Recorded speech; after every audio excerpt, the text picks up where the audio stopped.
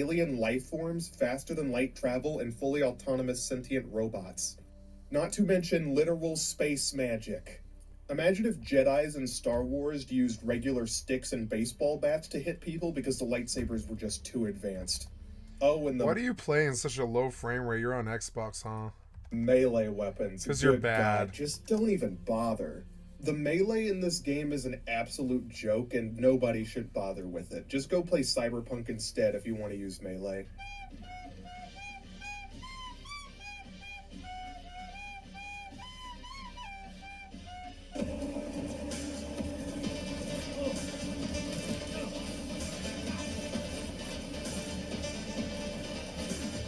Yeah, but the game sucks. Sure, it's flashy, but...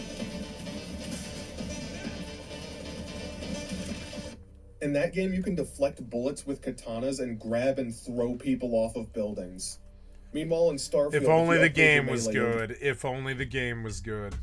Oh. Sorry. Oh, I think I've got a key. I've got to go run. just be doing a bit more damage with your knife, of which there's like barely any.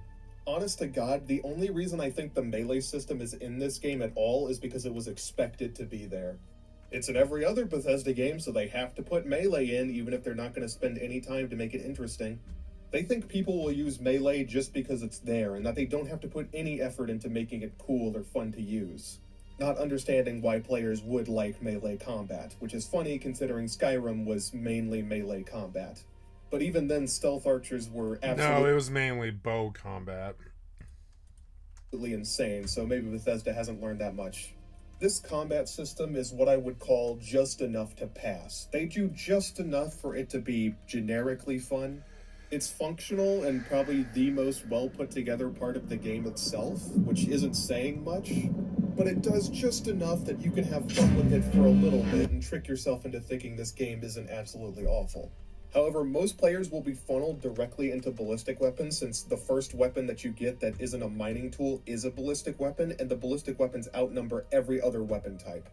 And since the melee is so trash and there's not really much reason to spec into it, 9 times out of 10 people are just going to put all their points into ballistic weapons and call it a day. And this is where Starfield raises an accidental philosophical question. If all your options except one are terrible and nobody would want to choose them, do you really have a choice at all? Hello, can I interest you in an alternate route? Why? What's that way? Well, it takes 3 minutes longer to go this way. Okay. I don't want to do that. What if I told you there's also a toll bridge? Are you trying to stop me from going that way or something? I'm simply informing you of your many options, like that one and that one. So I was never going to go that way. But you could go this way. It's a similar ETA. But still slower. Objectively. Then why would I go that way? You don't have to. Then why are you telling me about it? There are so many times in this game where there's an obvious route Bethesda wants you to take, and usually it'll be the easiest or most obvious, so most people will do it. But they still have to at least pretend like player choice is a factor here, so they'll give you some other options, but most of them will suck or be very uninteresting. I could use 1 or 2 weapons for the entire game and be heavily restricted, especially when it comes to ammunition and other factors, or I could just spec into ballistic weapons, which are far more common, easier to get ammo for, and are overall just better. But hey, they'll do extra damage against robots, even though in my experience the bullets hurt robots just fine. But I imagine in Bethesda's mind, when they see everybody gravitating towards ballistic weapons, they just automatically assume it means that ballistic weapons are incredible and everybody loves them. Because they're so delusional, they don't understand that when you spend way more time optimizing and expanding on something, people are going to choose that option because it's more developed. Overall, the combat is just kind of alright, which really doesn't cut it when your competition is Cyberpunk, who's just completely Your competition is Cyberpunk. Jesus Christ, you're so out of touch. You out of the water in almost sorry, every kid, I didn't mean to aspect. pump you. Also, I know somebody's going to bring it up, so yes, Cyberpunk does have ballistic weapons, but it makes way more sense in that universe. Because again, they have their own lore that is actually interesting, unlike Starfield, and additionally on top of that, they aren't flying light years away to fight aliens with space magic. And that brings us to the space magic. Good, holy, God, if there was anything in this game that I could point to as being the absolute worst thing it's ever done, it would be the way you acquire space magic. The system for these space magic powers that you get is so bad and nonsensical that it is beyond me how any developer, regardless of their level of experience, could possibly think this was a good idea. If nobody on Bethesda's team ever said that the temple system was bad, then there is something fundamentally wrong with their brains. So you understand the level of vitriol that I have for this horrible ass system, I'm going to walk you through the steps of acquiring a space magic power in Starfield. First, you have to collect an artifact, which usually entails going through a radiant dungeon that you've been through 40 times before. After you collect the artifact, you have to get in your ship and then fast travel to the Eye, which puts you in a space box in which you have to fly all the way to a space station. Then, once you get to the space station, you have to go through an unskippable docking animation. Then, you have to hold down a button to actually enter into the space station. Then you have to run up inside to talk to one of the guys running the space station. Then you have to leave and undock your ship with another animation since you can't fast travel while your ship is docked. Then you have to fly to the planet by fast traveling, of course, then get into its orbit, then find the anomaly on the scanner, then land, watching an unskippable landing animation, get out of your ship, scan for the temple, go all the way to where the temple is, and wait for the door to open.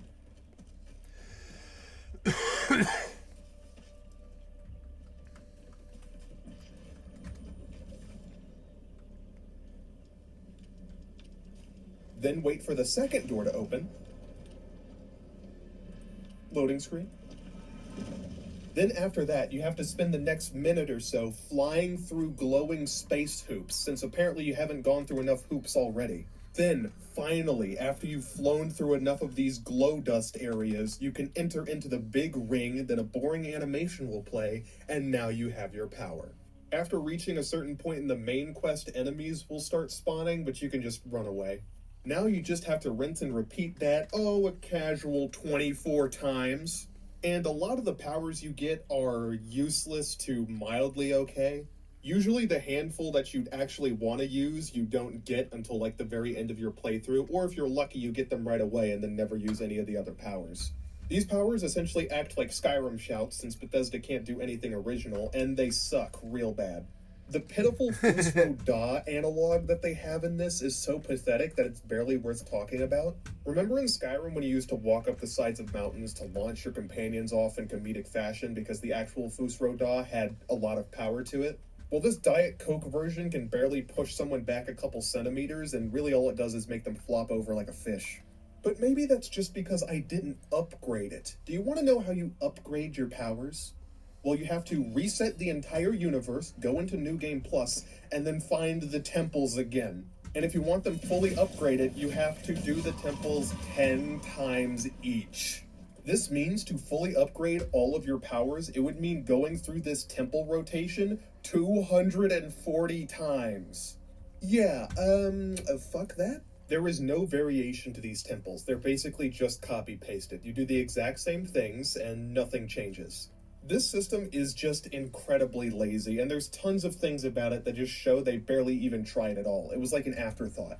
Outside of your companions, NPCs will barely react to the fact that you have access to literal magic and are breaking fundamental forces of reality. Like, you can go through the other quest lines without anybody knowing that you have space magic, and it never comes up, even if you do unlock it. You would think the military faction that I joined would be very interested in the fact that I am a literal wizard and can warp space-time, and they'd probably also want their soldiers to go visit those temples as well so they can also get these powers, since apparently anybody can just do it. That is, if they all don't die of boredom trying to collect the powers in the first place. The most Bethesda can manage is having the companions go, "Wow, that's so cool," every time you use a power. The power selection menu doesn't even show any previews of the abilities, which other games have been doing for decades now. Like in Cyberpunk, if you manage to get a perk, they have a small preview showing exactly what it does and how it's used, but Bethesda was too lazy to even do that. Everything about this power system just reeks of laziness and rushed design. They had years to figure out a way to introduce space magic into this game, and they just did it in the worst way humanly possible. Again, it feels like something they just threw in at the last moment without really thinking about it. I swear, Todd must have walked into a room and said, "Listen, guys, Skyrim shouts. Go ahead and add them." And that's how it got stuck in this game. Almost everything that's been added to this game has been added because somebody thought it would be cool and not because it has any major impact on the gameplay or connects with the systems well. Like, for instance, there's 2,000 planets. Lord knows why. It just seems like an arbitrary number that they pulled out of their ass, and it's completely unnecessary. During my second playthrough, I actually... wine.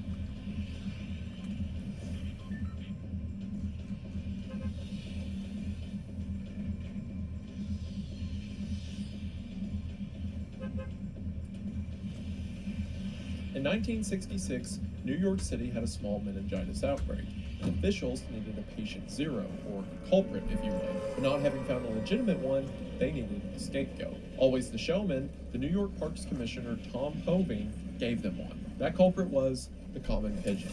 You know, those pervasive city-dwelling creatures that seem to set on every building, every telephone wire, on every park bench in every major city. Birds that seemingly outnumber humans 2-to-1 and will happily eat your leftover chips, sandwich crust, and whatever else you leave behind. Hoving, like many New Yorkers, was not a fan. He had had enough of them. And it was in his declaration to the local news that we have the first recorded instance of the term rat with wings. Hoving clearly wasn't a man of history. On one hand, I can't reasonably expect him to know the full history of pigeons and how our coexistence with them is almost entirely our doing. Nor can I expect him to know that from ancient Egyptian times to Victorian England, pigeons were a common sign of affluence and wealth. But you know, given the time, being only recently removed from the Second World War, I would have expected someone in his position, someone who could make that kind of blanket statement to the masses, to know that nearly 20 years prior, the world was actually celebrating pigeons. That's right, there was once a time when pigeons were the most hailed of all animals, literal war heroes. While this may sound like the premise of a children's cartoon, in World War II alone, 54 animals were awarded some Medal of Valor. Of those, 32 were pigeons. To put that into perspective, dogs were awarded nearly half that of pigeons with 18. There were also a few horses, even a cat named Simon, which I should probably talk about at some point, but no animal was as critical to the nations that relied on them in both World War I and World War II as was the humble rat with wings. The most misunderstood and unappreciated of all birds, the humble pigeon. Hello everybody, today we're going to be talking about the tragic history of carrier pigeons, and how an animal that was once revered and trained by us to be our best friend has now been left to the wayside, nothing more than a common pest animal. It's a thing we've all probably heard of. I'm sure you're familiar with the concept of carrier pigeons. But for one, it's such a weird point in history that not a lot of people talk about, but it's also something that I think is important to keep perspective of. I mean, if you live in any urban area, you're probably familiar with pigeons and consider them a nuisance. But the reason they're there is because at one point we valued them being there. We wanted them to be there. So I want to talk about the history of pigeons as they relate to humans for both good and bad. But before we get into that, you may have clicked on this video because you have an interest in war history. And what better thing to do in war history than kill your friends violently in a video game? I hope. That's because this summer, you too can command history. Step aboard the most powerful ships in U.S. naval history with today's sponsor, World of Warships. From the USS Albany to the mighty USS Smith, experience the precision, power, and pride of American naval warfare. Every ship is modeled using real blueprints and historical data, crafted with a staggering level of detail that takes over 6 months each to design. Whether you're launching torpedoes from a stealthy destroyer or raining fire with a high-tier battleship, World of Warships lets you relive legendary naval battles across 40 maps and 7 game modes. Join now using the invite code STEPUP for 7 days of premium, 1 million credits, 500 doubloons, Stars and Stripes skins, plus 2 iconic U.S. ships, the USS Albany and the USS Smith, for free. New events, historical campaigns, and an active community await. Join, plan, strategize, and range battles, or explore ports inspired by real U.S. harbors. There's always something new to discover. Now you don't have to just celebrate American history, you can live it. Once again, use code STEPUP at the link in the description. Download World of Warships free on PC and console today. Thank you to World of Warships for sponsoring the channel. Their link to download for free will be in the description. We are now back to the video. We are going to go ahead and get into it, but as always, thank you for watching. Now, I don't think that Hobing planned for the moniker of his now infamous quote to have stuck around for over 60 years,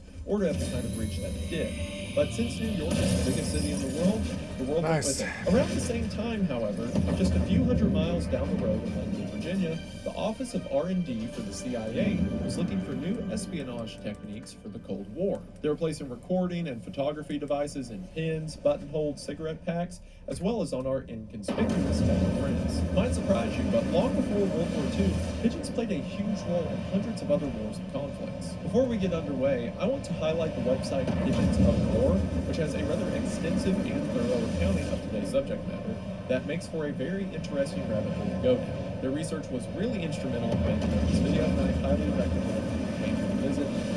More, a link will be in the description. Credit where it's due. I mean, also, the website's called Pigeons of War. I'll give you knowledge. So before we get into the modern pigeon, talk about the history.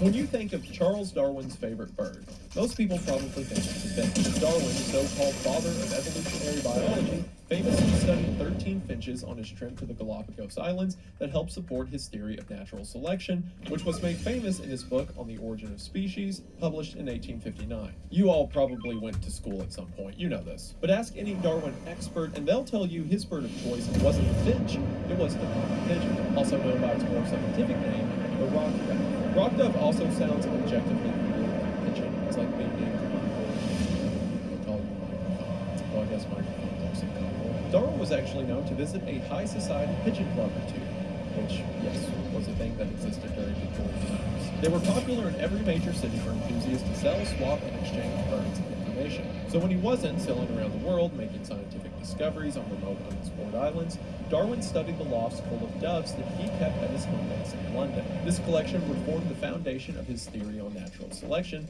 as he was able to determine that all of the hundreds of breeds of domesticated pigeons can be traced back to the rock dove, aka the common pigeon. All of this is to say that when I mentioned earlier that pigeons were found on ancient Egyptian barns or Victorian clubs or on the battlefields of the Middle East and France, they all come from the same stock, the same chubby, waddling variant that clung to the mysterious pigeon lady in 1902. Now, before they were found everywhere, originally rock doves came from Western and Southern Europe, North Africa, and a little bit of Southern Asia. The first human interaction with pigeons can be traced back between 5,000 and 10,000 years ago.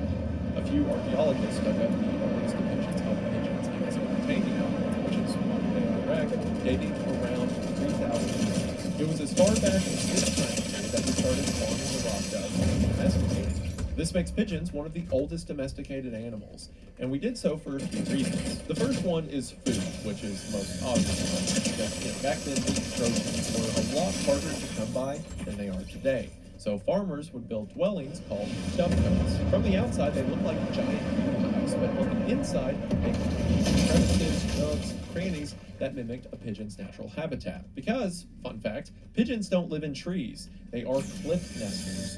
So in these dovecotes, the birds could feel safe and come go as they please. They would plump up on the meat of the farmers or go out and field on their own. Then, when someone needed a meal, they'd harvest a pigeon egg or two, and sometimes a whole pigeon to eat like a rotisserie chicken. Stuff it with some rice, onions, and nuts, seasoned with some cinnamon and cumin, then roast it. As the centuries passed, these dovecotes would actually get bigger and more beautiful. It was kind of a measurement of wealth among the rich and famous. Raising pigeons was a show of power, similar to how old landowners would boast about the size of the pigs they raised or their number of cattle. Basically, a look at how much food I have that you don't competition. And in some feudal societies, if you weren't nobility, having a dovecote was illegal with major consequences. You know, because the royalties' pigeon pile looked a lot less impressive if the peasants also had pigeon piles, so had to do away with that. The other reason humans domesticated pigeons was for their guano, or poop. That's because pigeon droppings are rich in nitrogen, which help farmers grow other crops. Basically one of the first instances of fertilizer. And I know this is a little gross, but in times of extreme desperation, in the worst of famines, pigeon poop could be consumed. To give you an idea of how far back people were eating pigeon poop, it's even even mentioned in the Bible. In 2 Kings chapter 6, verse 25, it says, "And there was a great famine in Samaria. And behold, they besieged it, until an ass's head was sold for 80 pieces of silver, and the fourth part of a cab of dove's dung for 5 pieces of silver." Which, considering that we know pigeon guano was consumed in pigeon farms, and we know that all modern pigeons rock dove, we can assume that this verse in the Bible is talking about eating pigeon poop. Much later on, pigeon guano was the only known source of saltpeter, an essential ingredient in gunpowder. The third reason we would raise them is because, for whatever reason, pigeons just weren't that afraid of humans. They didn't spook easily. Questions, so we kept them around. So for all of these traits, those who had pigeons knew that the rest of the world would want these incredibly intelligent birds. They became a hot commodity on trade routes. Soon, hundreds of breeds of pigeons quickly found themselves traversing all corners of the world. As time went on, the observant humans noticed a few other admirable traits. Chief among them was their insane sense of direction. Pigeons could fly long distances at any time of day, foraging, stretching their wings, doing whatever pigeons do, and still managed to find their way back home to their dovecotes. They were a reliable food source, they're easy to take care of, you can get natural uses like gunpowder out of the dung, and no matter how far they go away from us, they always come back. There have been dozens of theories as to how pigeons are able to do this, from their relationship with the sun, to sound, to beaks that can feel out magnetic fields. The current mainstream scientific theory is that the dove family, therefore pigeons, have a special protein in the retinas called cryptochromos. This means that they might physically see the Earth's magnetic field. But after many studies, the only thing that we're sure of is that we're not sure. Somehow they always find their way back home, so naturally we had to do something with that. And we did so by making them messengers, or carrier pigeons, as we've come to know them. They proved to be very effective at it, and until the telegraph was invented thousands of years later, these birds were by far the fastest, most efficient method of communication over long distances, which means for thousands and thousands of years, they would be one of the most useful animals for aiding in human causes, along with horses and dogs. Some of the first known instances of messenger pigeons date back to ancient Egypt. Incoming ships would send a message and the VIPs on board arriving shortly. The pigeon would fly from the ship to the city to let them know to get the red carpet ready. In other civilizations, kings used to have their own messengers carry pigeons, so if they were captured, the bird would arrive back home, indicating that the messenger was in trouble. Which that in itself is pretty rough. Imagine like you send out a messenger and he has a bird on his back, and 2 days later just the bird comes back. Well, I guess we'll never see that guy again. Which, quick side note, by the way, if pigeons were known to spread diseases like meningitis, as our friend Tom Hovind declared at the beginning of this video, do you really think that people like royalty have been using them for so long? I mean, there's thousands of years of them taking messages to the most important people all over the world. Lords, kings, generals, obviously the most important, very, very rich people. Like, sure, they're a bird, they can carry bird illnesses, but they don't like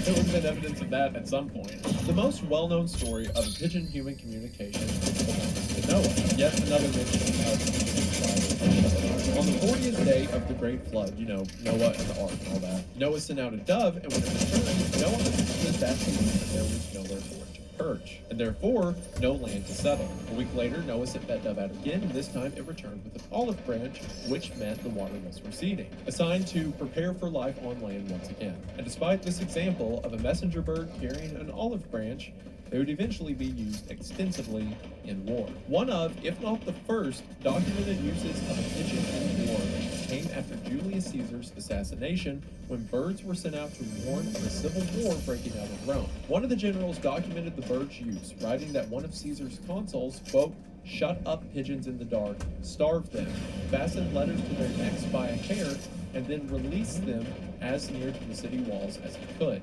The birds, eager for light and food, sought the highest buildings and were received by Brutus, who in that way was informed of everything, especially after he set food in certain spots, taught the pigeons to lie there. This laid the groundwork for future military training. Around the Middle Ages, pigeons became common-use courier services between noble houses with messages attached to legs. Don't let Game of Thrones fool you. It was the pigeon, not the raven, that was used. The ravens objectively look cooler, but now we're just being mean. But it was during this time that the Crusades happened, a centuries-long conflict between European Christians and Muslims. Having basically invented carrier pigeons thousands of years prior in the Fertile Crescent, the Muslims had the upper hand when it came to messaging. But the Crusaders quickly caught on and adopted the practice themselves, and actually got quite good at intercepting these pigeons. Falconeers would train and release falcons to hunt the pigeons, and because the Crusaders crusaded over a lot of ground, so did their tactics. Nearly every major military in the world began to adopt a homing pigeon strategy, which means they would play a huge role if war ever broke out involving the entire world.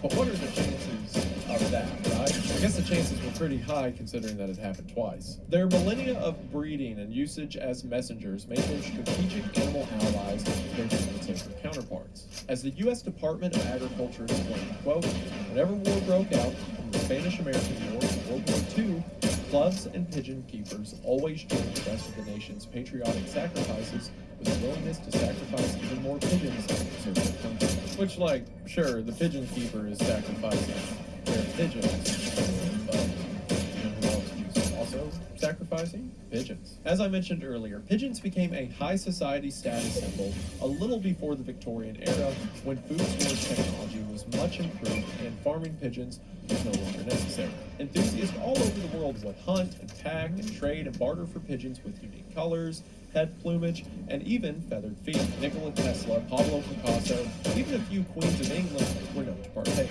I mean, they were animals that were well trained, calm around humans, and existed around high members of society and militaries for generations. So it makes sense that people wanted to keep them around.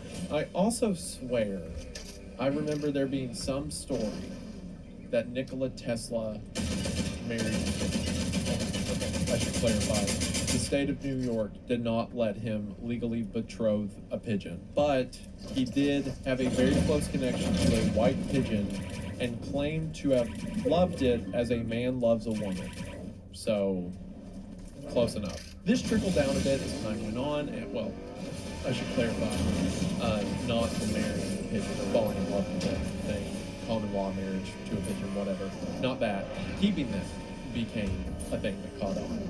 And as pigeon keeping became a hobby, it became a pretty popular one. During World War I, U.S. Major General Pershing posted notices in pigeon clubs and the Squawk Journal, a publication for pigeon enthusiasts, asking for civilians to step up and do their part. One headline read, Pershing asked for racing pigeons, which then goes on to note that sure, technology has nearly made their skills obsolete, and then says, quote, but it now becomes apparent they are still useful. Pershing was calling for any and all homing pigeons to deliver important field messages that included troop movements, assignments, staff reports, and reports from patrols and reconnaissance units. These were not unimportant messages. All sides of the war would know that, allies and enemies. Knowing the potential fate of their pets and friends, many patriots stepped up and contributed to the cause. In the United States alone, Americans offered up nearly 10,000 homing pigeons, as well as their own training and handling services to the United States Army Pigeon Service, also known as the Signal Pigeon Corps.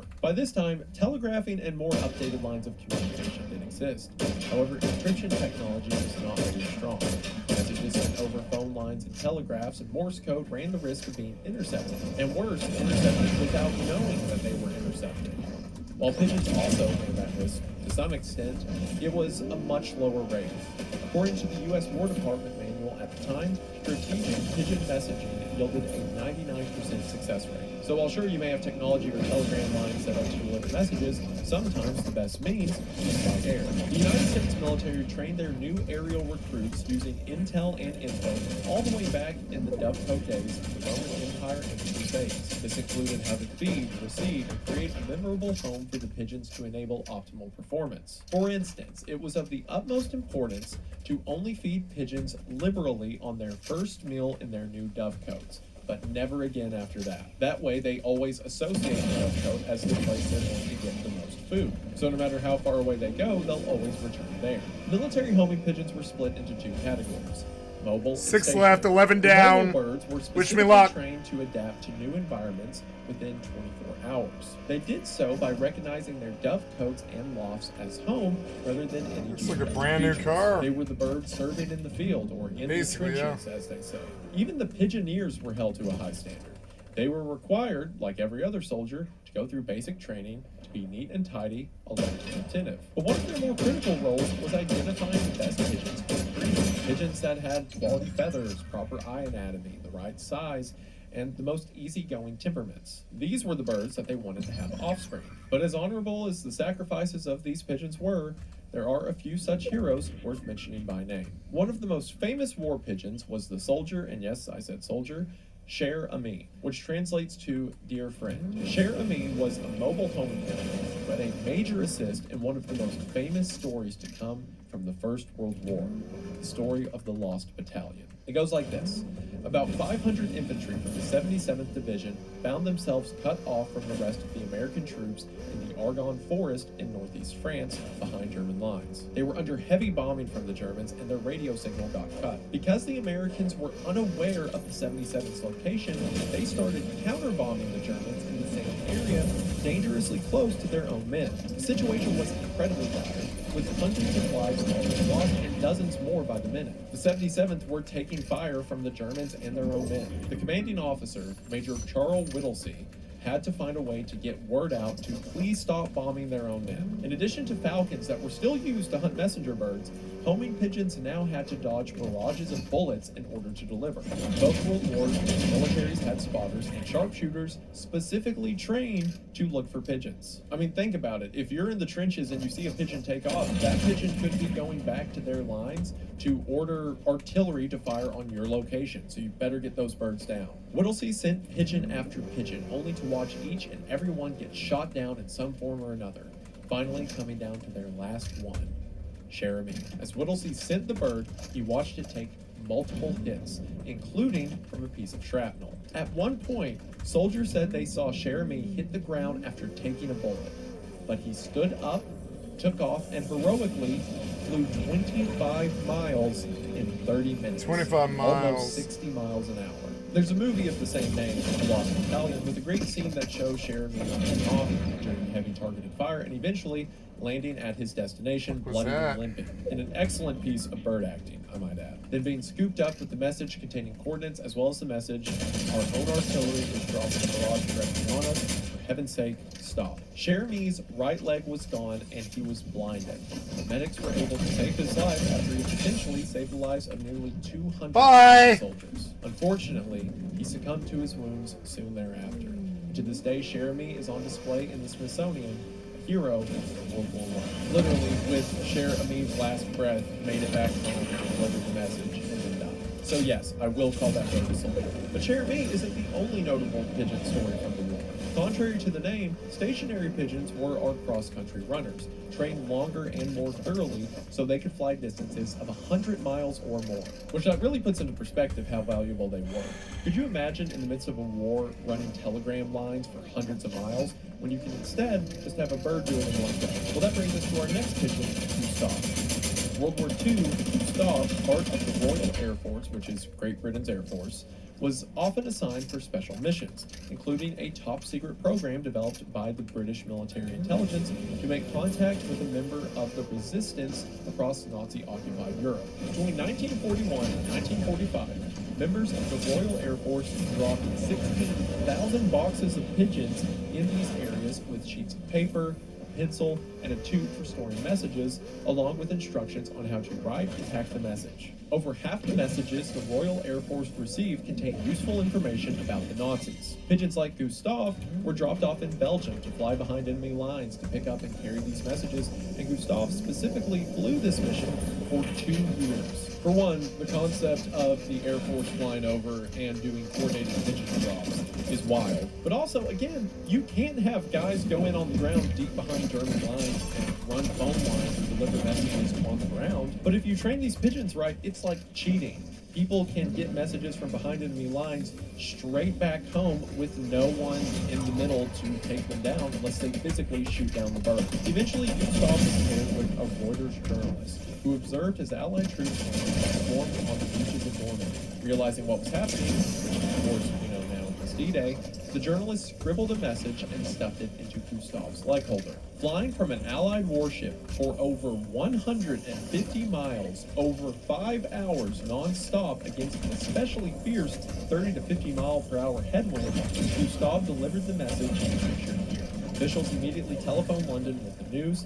This dispatch was the first report received in Britain about the landings in Normandy. That is right, the first report that D-Day was happening in Great Britain during the war came from a pigeon. After the war, Gustav received the Dickett Medal, the animal equivalent of the Victorian Cross, and was returned to his owner, where he lived a long, happy life. There's Got so many him! of these pigeon stories, I can't stop.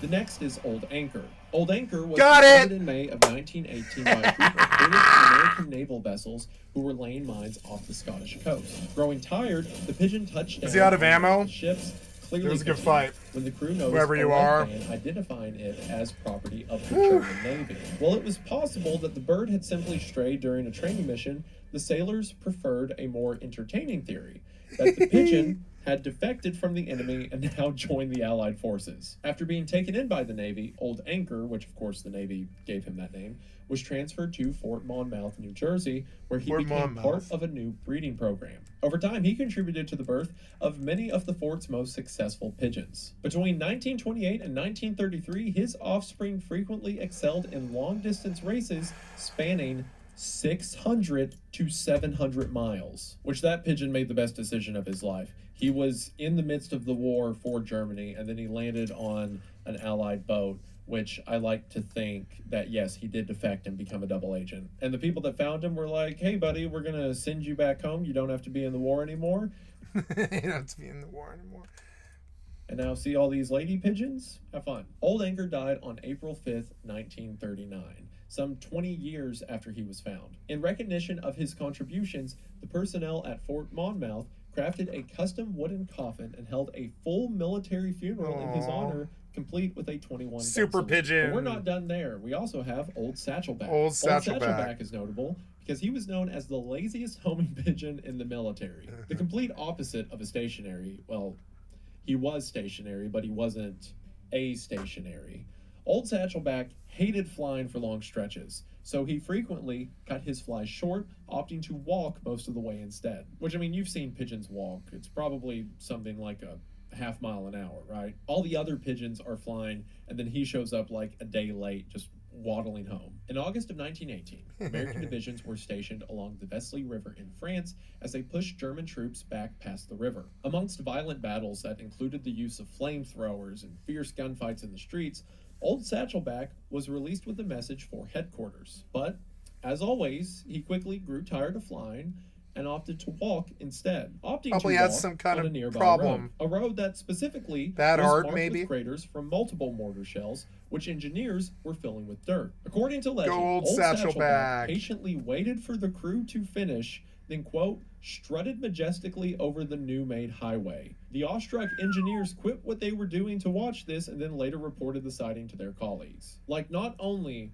would Old Satchelback not fly, but if he came to a hole in the road, he would stand still until someone fixed the hole for him. He could not even be bothered to walk Maybe he was half blind. around the side of the hole, much less fly. You never know. After one too many reports of the walking homing pigeon, the military decided to ground Old Satchelback. But they didn't retire him. They actually found that he was an incredibly therapeutic bird for pigeons who were shell-shocked from their flights. Yes, as you can imagine, some of the pigeons that suddenly ran into anti-aircraft fire and a bunch of things exploded around them weren't so keen on flying in the future. Several of these birds would be too shocked to land, instead circling nervously overhead, making it impossible for those on the ground to retrieve any of their attached messages. Which this obviously would be a problem. There's people out in the middle of the battle trying to deliver a message, but the message can't be delivered because the bird's too afraid to land. So Old Satchelback would fly up to circle next to them and attempt to lead them back down towards their home. Old Satchelback didn't work out in the field, but as soon as they got him back to base camp, he seemingly Old Satchelback. the other pigeons were afraid to land and would fly up to lead them to the ground. Reportedly, the other pigeon almost always tagged along by the second or Old third. The pigeon Satchelback. acted as like a counselor for other pigeons in the middle of combat. He was effectively a pigeon chaplain. There are so many other one-off stories about pigeons in war times. Again, I highly recommend Pigeons of War at the link in the description. These are just a few of the more interesting ones we found, but I could talk about them all day. Interestingly, pigeons were also the first drones. A German inventor, Dr. Julius Neubronner, devised a small camera that could fit around the body of a pigeon, then created a mobile dovecote using a horse-drawn trailer with a darkroom attached to it. Though they are intelligent creatures, the pigeon could not necessarily learn what to take pictures of, so surveillance depended on the whim of the pigeon. I mean, sometimes you get a really good picture, other times it's just like a piece of bread, I guess, whatever pigeons look at in their free time. But the idea of a whole darkroom attached to a horse-drawn trailer is insane. Do you see what I mean? Like, this is such a wild thing in history that not a lot of people talk about. They were hooking up dark rooms to carriages so that pigeons with cameras strapped to them could have their photos developed in the field. As I mentioned at the beginning of this video, in the 60s and 70s, the CIA started experimenting with pigeons for espionage. And at this point, there were 5,000 years of human-oriented proliferation. I'm sure. Pigeons were out there, everywhere. And it's not really an accident. Unlike most birds of flight, pigeons don't nest in trees to survive. They prefer to dwell and nest in rock formations and the nooks and crannies of cliff faces. And cities are known for having tall buildings, and these taller buildings with their ornate designs, ledges, and air conditioning units do a really good job of mimicking their natural habitats. As Elizabeth Carlin and Joanne Moles say in their TED Ed Talk, they have a, quote, notoriously low bar when it comes to homemaking.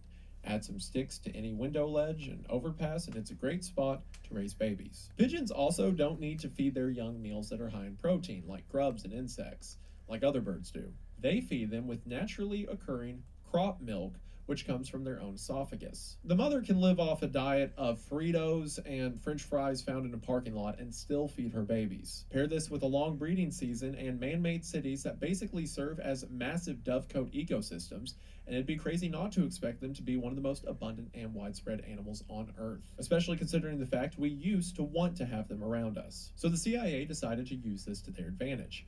If pigeons are everywhere, and cameras can be the size of pinholes, then the combination would make for a very good inconspicuous spy. In a document that was recently declassified, Operation Takana tells of the $100,000 spent developing pigeon spies and even shows off a few shockingly detailed photos. So, we bred the pigeons to peacefully coexist along with us, used them for our human needs, and subjected them to war. So why all the hate, right? I mean, they've been such allies to us for thousands of years. Why suddenly are they just rats with wings? There's a term in sociology. It's imaginative geography. In essence, there's a line of distinction that separates orderly, man-made civilization from the rest of the wild, natural world. As sociologist Colin Burlmack puts it, quote, that doesn't mean the pigeons don't bury their dead, so we're better than them.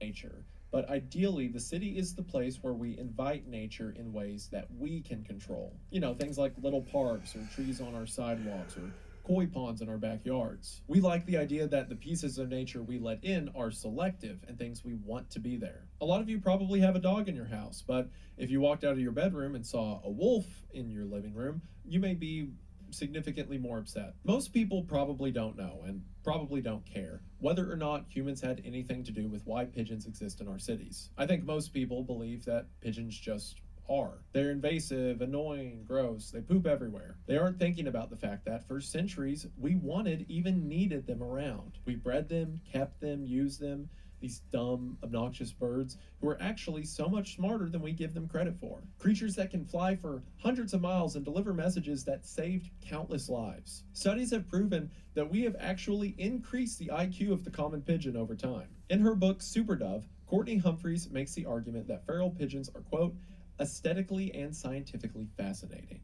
And she argues that we should respect the biological and social freaks of nature, and I personally agree. Pigeons in their modern state seem highly underrated and vastly misunderstood. Yeah. But of course, all of this went over Tom Hoving's head, and with one quick quip, he tainted the brand of a bird that for so long served us so well. And also, the term rats with wings. Like, I understand rats can be in gross places, but rats are also, like, super intelligent, and they can be taught to, like, exist along humans and make really good pets, and they can solve puzzles. That's why we use them for so many experiments like mazes and stuff like that. Like, I understand it can be dirty, but it's also a really whatever. I think the story of pigeons is fascinating.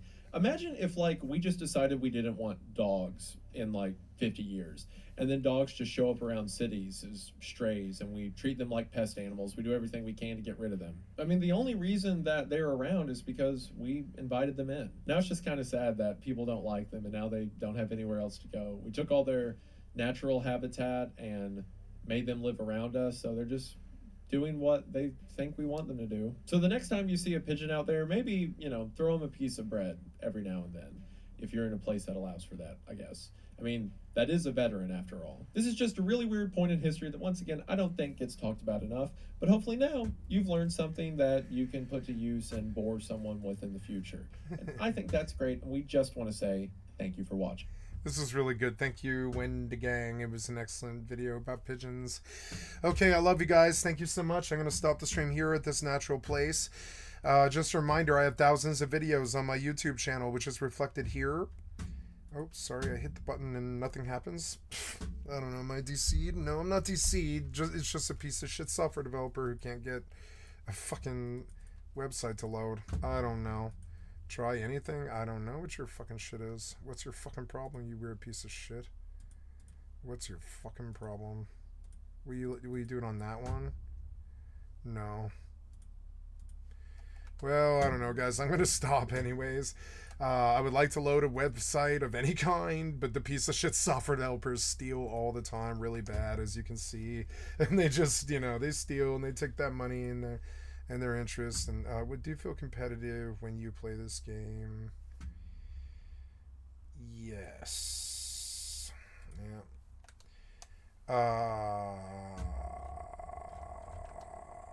I am trying to load something. There you go. Can you do it?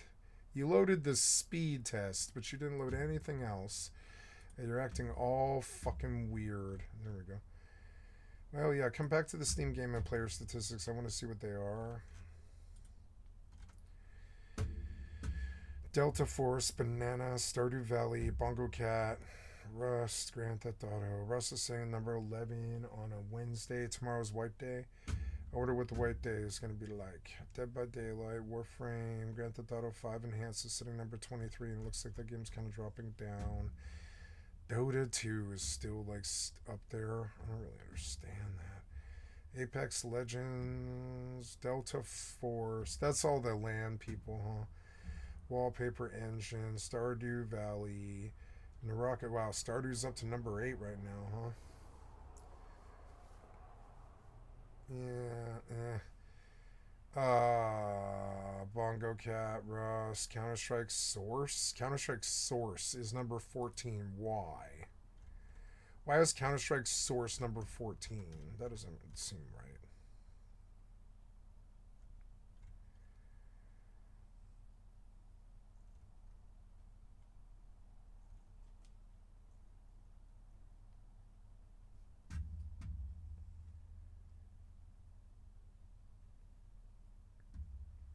Yep, so Get Out.